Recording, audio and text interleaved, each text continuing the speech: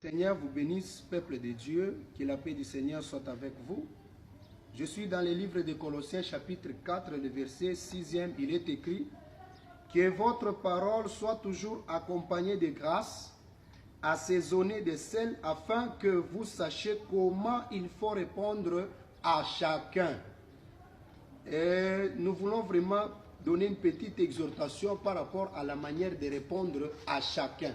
L'apôtre Paul est en train de nous conseiller qu'avant de répondre, il faut que notre parole soit accompagnée de la grâce de Dieu et aussi que ça soit assaisonné de sel. C'est que les sels viennent apaiser, ça vient donner de la saveur.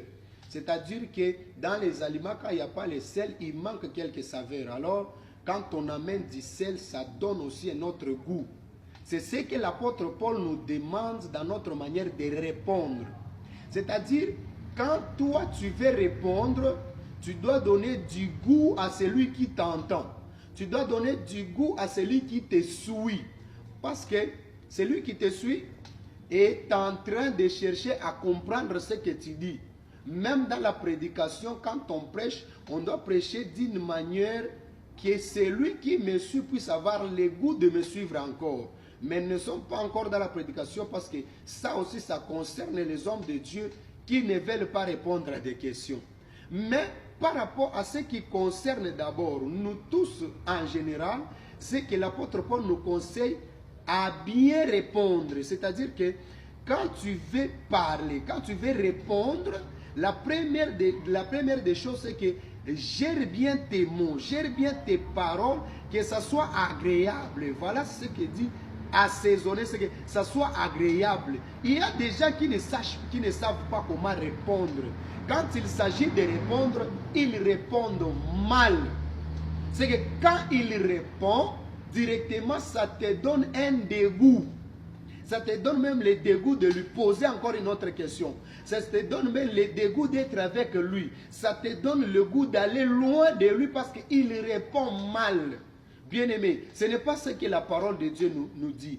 Que tu sois avec tes amis, que tu sois avec tes frères dans le Seigneur, que tu sois avec tes chefs ou bien tes compagnons de service. Ces gens-là, quand il s'agit de répondre, il faut répondre d'une manière sensée. Il faut répondre pour donner du goût. Il ne faut pas être quelqu'un qui répond et qui éloigne les gens. Il y a des gens pareils.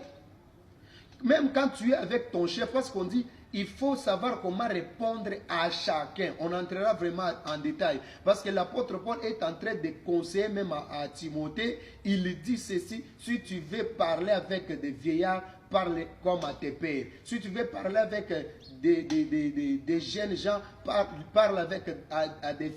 comme tu parles à tes frères. C'est qu'à chacun, il y a une manière de parler avec lui.